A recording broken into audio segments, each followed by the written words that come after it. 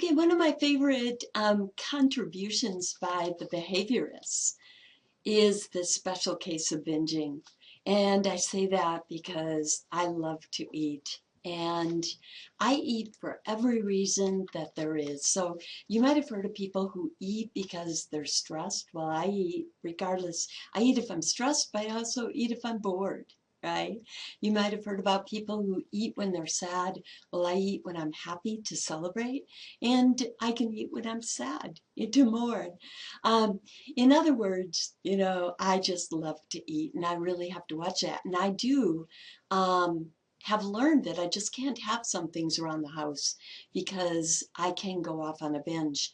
And so I can't have a bag of chips. A lot of people can have just a few chips, but I would eat the whole bag. And I've learned that when my friends, bake me a birthday cake, if there's half of it left over, do not let them send it home with me because your mind can work in some really irrational ways, eh? And it's hilarious, but it'll go something like this. I'll go home and I'll think, oh, I'm just gonna have one more piece, and so I'll have another piece, and then I'll think, oh man, that was so good. Eating makes me hungry, right? And that's all I can think about is that cake. And so I go cut another piece. And then by the time I'm having my third piece, I'm horrified, right? Because there's still most of this cake left. It's huge.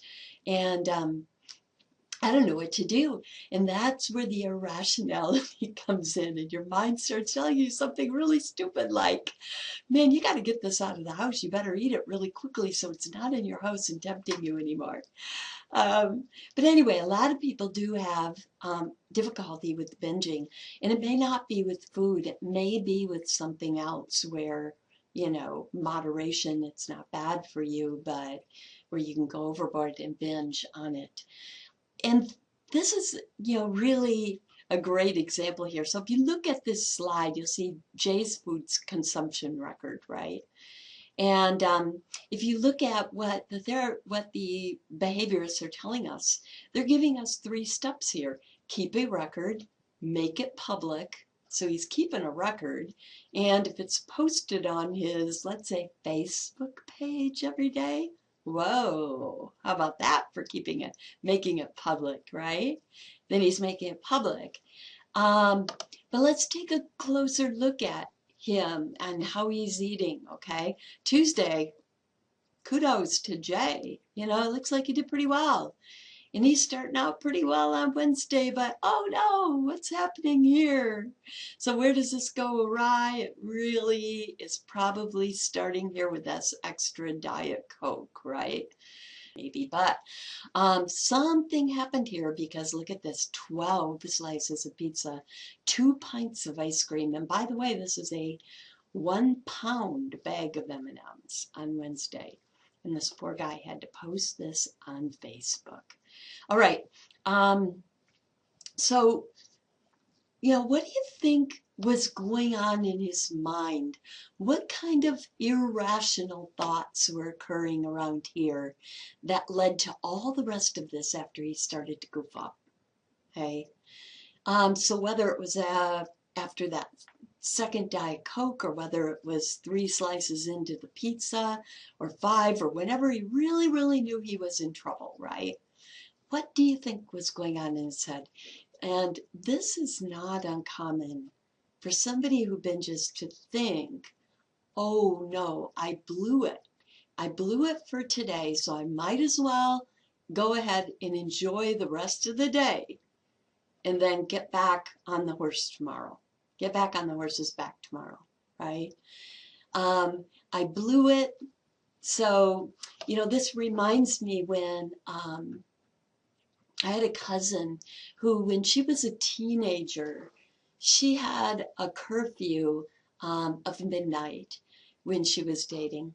And she was dating her fiance at the time, and who ended up being her husband. And so they had a long-term engagement until she was old enough to get married. But they had always followed the curfew, and one night, and her parents were very, very strict on it. Other of her siblings had broken it before, and they were very strict on it. And so They just happened to forget one night. They totally forgot. And when they realized it, it was 45 minutes after midnight, and they knew they were in deep, deep trouble.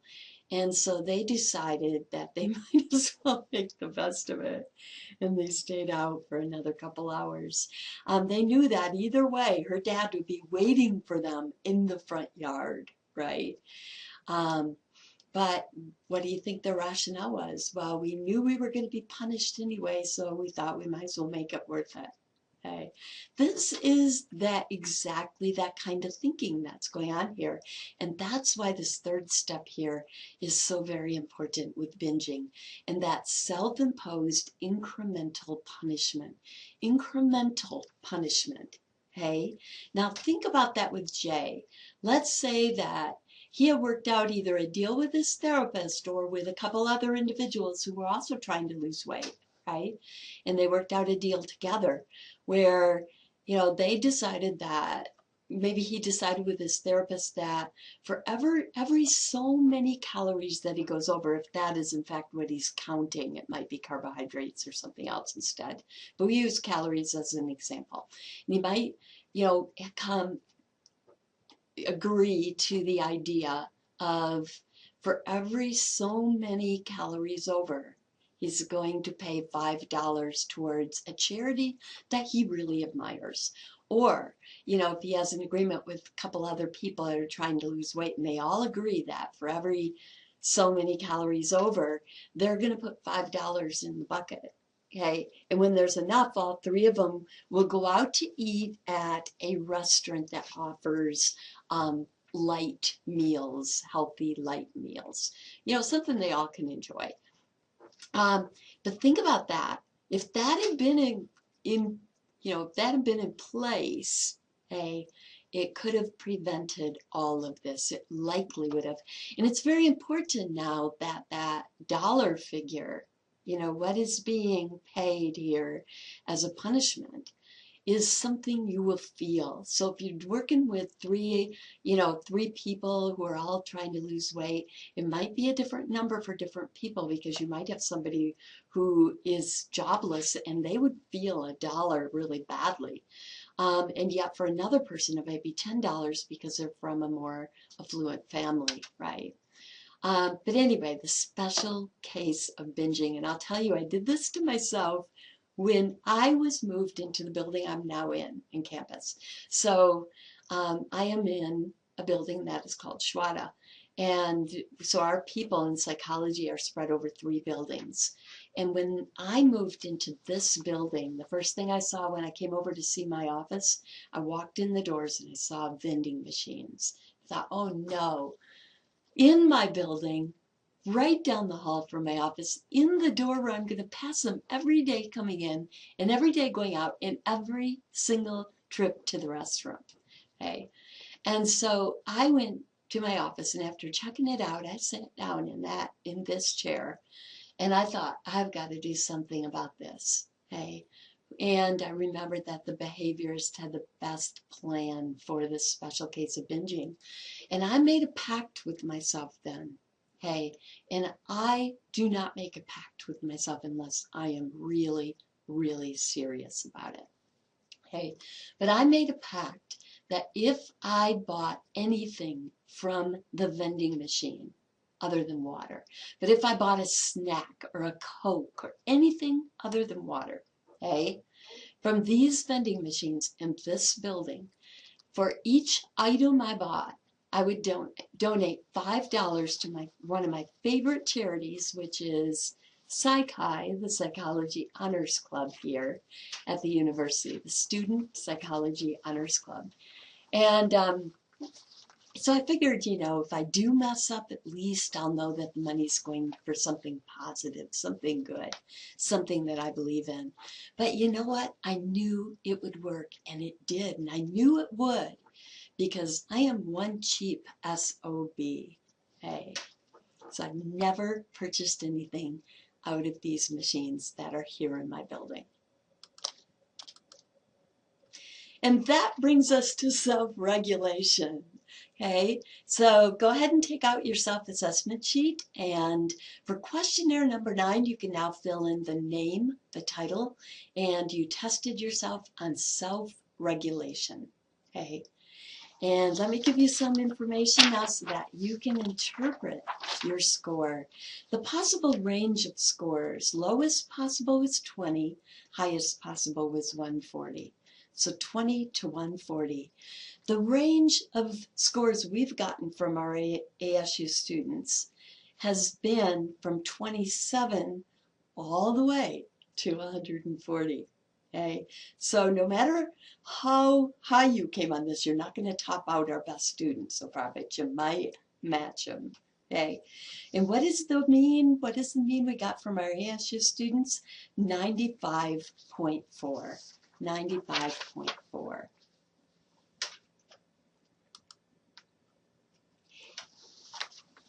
So many of you learned about infant attachment styles. Hey, if you've taken a developmental class or a child psych class, then you've learned about infant attachment styles, and oftentimes it's called bonding styles, right? But we're going to take it further, and we are not going to assume that you all, because I'm sure some of you did not learn about this. So let's quickly review it. Mary Ainsworth was the person who did this research with infants. Okay? Very cool research, because what she did was she identified how these infants had learned now to attach to their or bond with their major caretaker. Okay? You say, how in the world do you study that with infants? Well, she created what she calls, what Mary Ainsworth calls, a strange situation. And you're not going to think it's strange at all, because basically it was your typical waiting room. So there's chairs all the way around it, and there's some toys in the middle because it's one for babies, right?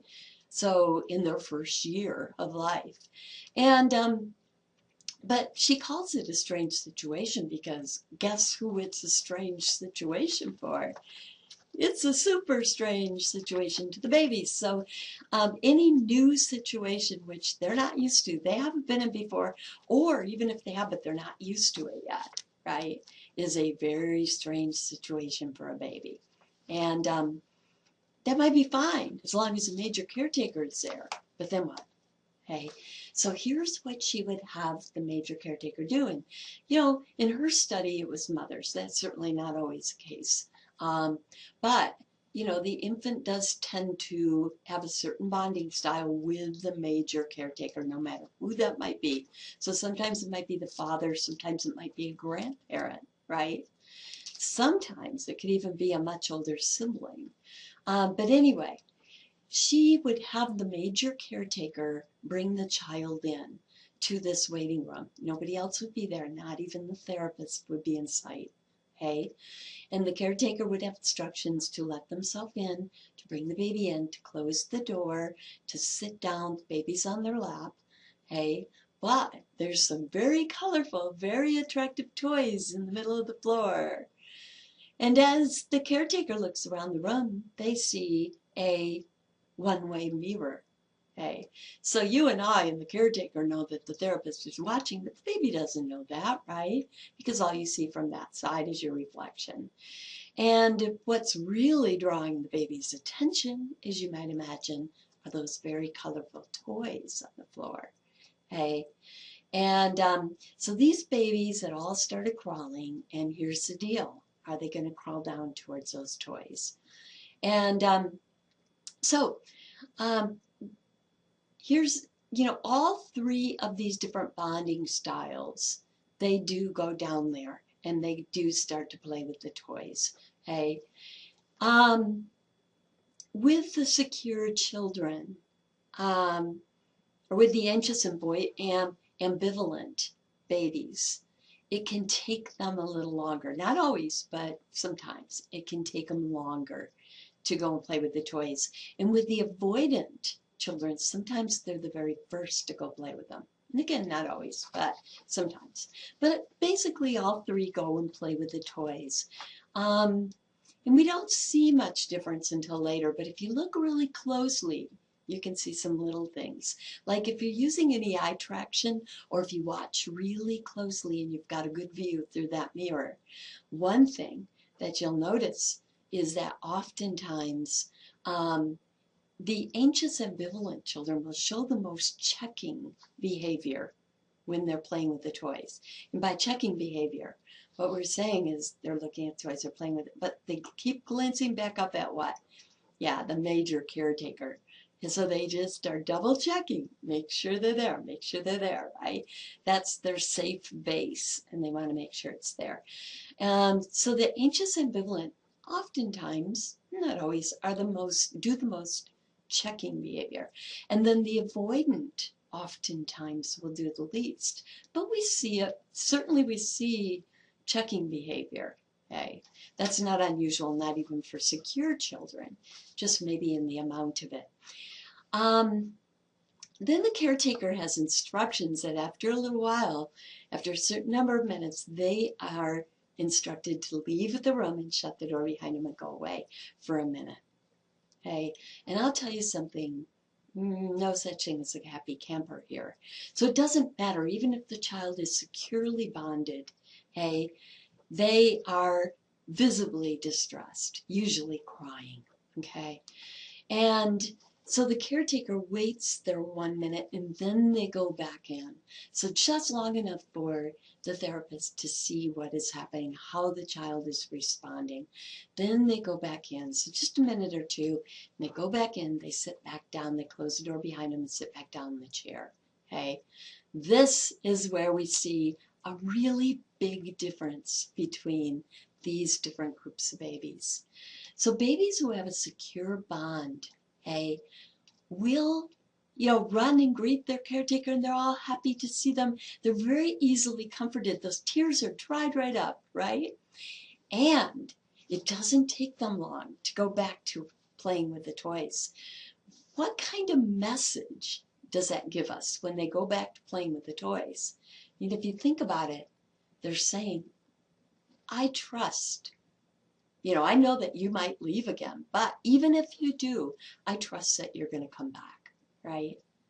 So that's these secure children, securely bonded, okay? And the anxious ambivalent children, hey, this is a very different story when the major caretaker comes back into the room.